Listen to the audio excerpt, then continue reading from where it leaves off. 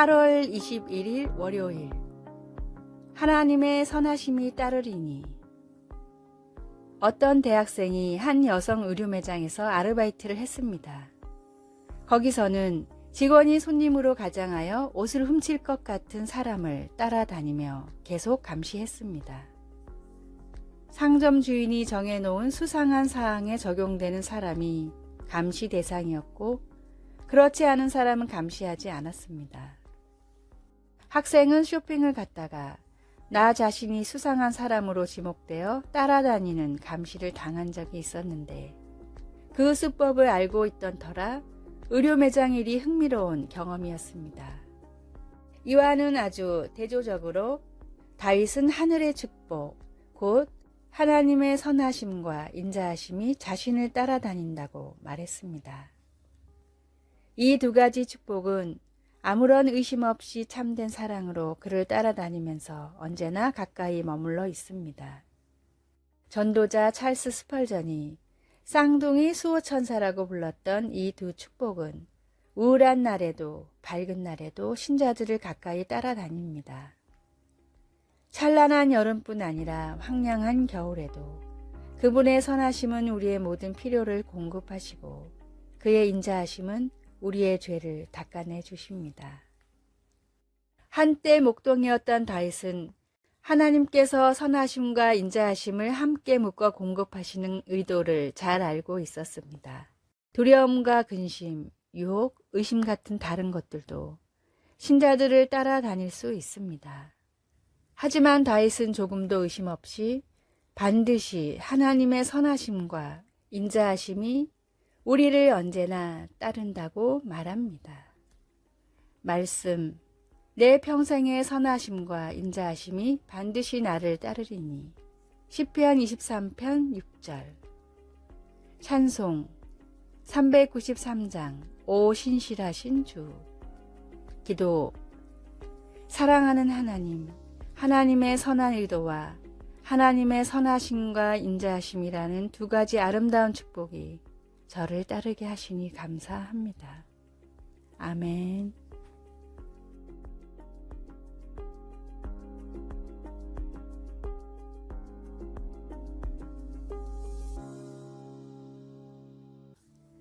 (8월 22일) 화요일. 공동체의 정체성. 일본의 1인 가구 비율은 전체 가정의 32%로 아시아권에서는 매우 높은 수준입니다. 그래서 뭐든지 혼자서 즐길 수 있는 문화가 매우 발달했는데, 그중 하나가 혼자서 편하게 밥을 먹을 수 있는 1인 식당입니다. 1990년대 일본으로 여행을 갔던 사람들이 가장 놀랐던 것 중 하나가 1인 식당이었습니다. 혼밥 손님도 다른 사람의 눈치를 보지 않고 편하게 밥을 먹을 수 있게 도서실처럼 칸막이가 쳐 있는 식당으로 최근 우리나라에도 이와 비슷한 식당들이 많이 생겨나고 있습니다. 그런데 최근 일본에는 1인 식당에서 벗어나 스몰 레스토랑 문화가 유행이라고 합니다. 10명 정도의 손님들이 칸막이 없는 자유로운 바에서 서로 마주 앉아 식사를 나누는 문화입니다. 비록 모르는 사람들이지만 혼자가 외로운 사람들이 사사로운 이야기로도 교제를 하고자 하기 때문입니다. 몇십 년 전에 일본처럼 1인 식당이 생겨나고 있는 우리나라도 가까운 미래에 외로움을 달래기 위한 스몰 레스토랑이 생겨날지도 모릅니다. 하나님은 사람을 결코 혼자서 살아가게 창조하지 않으셨습니다. 서로의 믿음을 세워주고 서로의 비전을 위해 격려할 수 있는 하나님의 세우신 공동체가 우리 교회가 되어야 합니다. 오늘의 말씀. 형제가 연합하여 동거함이 어찌 그리 선하고 아름다운고. 시편 133편 1절. 오늘의 찬송 219장 주 하나님의 사랑은. 오늘의 만나. 믿음을 세워주고 비전을 위해 격려할 수 있는 사람이 되게 하소서. 참 진리와 기쁨이 있는 공동체나 교회로 외로운 사람들을 초청합시다.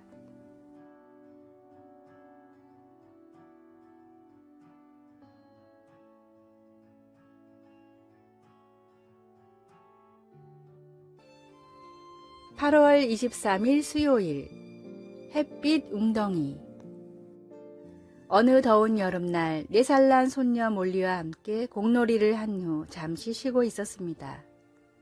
같이 집 현관 앞에 앉아 물을 마시고 있었는데 몰리가 갑자기 마당을 가리키며 저기 햇빛 웅덩이 좀 봐요 라고 했습니다. 햇살이 무성한 나뭇잎을 투과하여 어두운 그림자 가운데 빛의 웅덩이 모양을 만들고 있었습니다. 햇빛 웅덩이, 마치 어두운 날들 속에서 희망을 보는 듯한 아름다운 표현이지 않습니까? 종종 좋은 소식이 많지 않은 힘든 삶 가운데서도 우리는 어두운 그림자에 집중하기보다는 밝은 빛에 초점을 맞출 수 있습니다. 그 빛은 바로 예수님입니다. 마태는 이사야서를 인용하여 예수님이 이 세상에 오셨을 때 들어온 빛에 대해 기록했습니다. 흑암에 앉은 백성이 큰 빛을 보았고 사망의 땅과 그늘에 앉은 자들에게 빛이 비추었도다. 우리가 사망의 땅과 그늘에 살 동안에는 죄의 영향력이 우리 온 우주에 퍼져 있습니다. 하지만 이 세상을 아주 웅장하고 영광스럽게 비추시는 빛이신 예수님이 그 그림자를 뚫고 비추고 계십니다. 어떤 어두움이 당신의 날을 그늘지게 합니까? 예수님이 함께 하시는 사랑의 빛이 어떻게 당신에게 기쁨과 희망을 가져다 줄 수 있을까요? 말씀, 사망의 땅과 그늘에 앉은 자들에게 빛이 비치었도다. 마태복음 4장 16절. 찬송 293장 주의 사랑 비칠 때에. 기도, 고단한 이 세상을 헤쳐나갈 때 주님의 임재가 필요합니다. 어둠에서 건지시는 주님의 사랑과 함께 웅장한 주님의 빛 가운데 설 수 있도록 도와주소서. 예수님의 이름으로 기도드립니다. 아멘.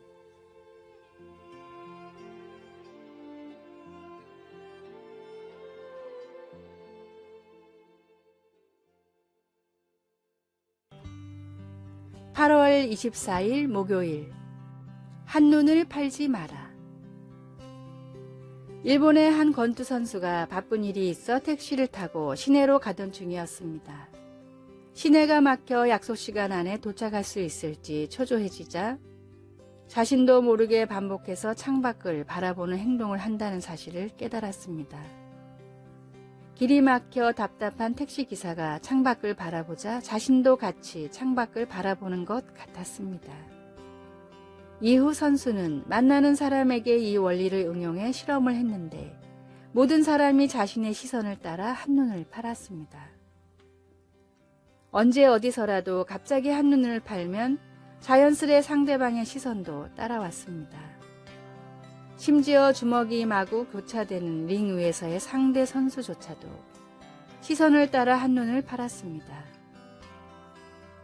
이 선수는 이때의 경험으로 링 위에서 종종 시선을 관중석으로 돌려 상대를 방심하게 만든 후에 공격하는 필살기로 세계 챔피언이 되었습니다. 이 선수의 필살기는 나중에 그 원리가 밝혀졌지만 당시 당하는 선수들은 왜 당하는지 모른 채 그저 방심했다고만 생각했습니다. 세상의 모든 문제를 해결할 분명한 답을 찾았다면 이제 그 답을 향해 평생 전진해야 합니다. 오늘의 말씀, 예수께서 대답하여 가라사대 너희가 사람의 미혹을 받지 않도록 주의하라. 마태복음 24장 4절. 오늘의 찬송 329장 주 날 불러 이르소서. 오늘의 만나, 세상의 모든 문제를 해결해 주시는 주님만을 바라보게 하소서. 나를 위해 모든 물과 피를 쏟으신 주님을 끝까지 바라봅시다.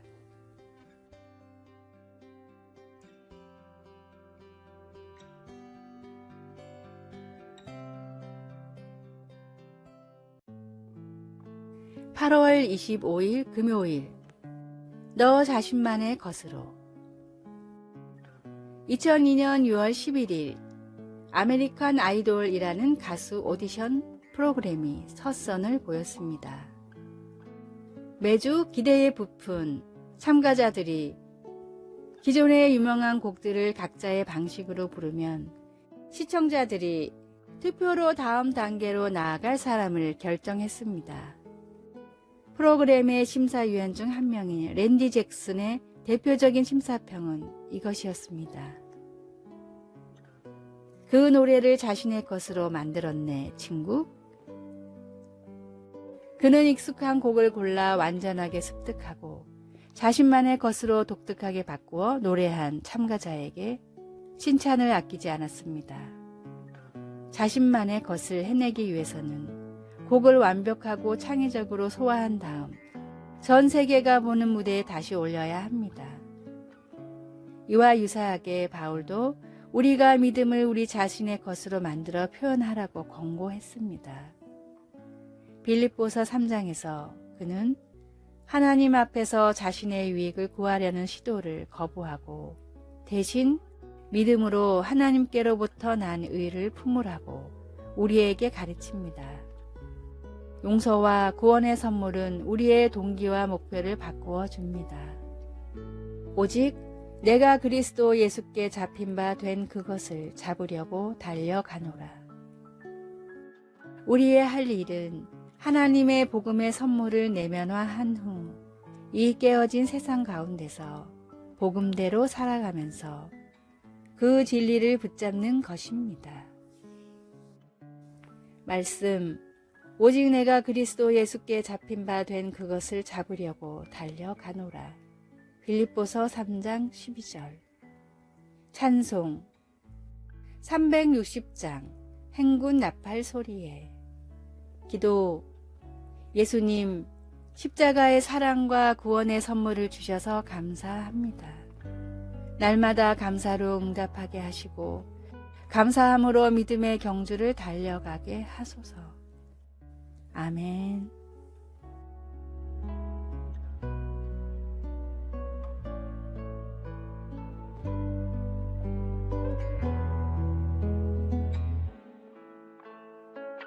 아래의 빨간색 글자 구독을 누르시어 더 많은 전도의 열매를 맺으시기를 기도합니다.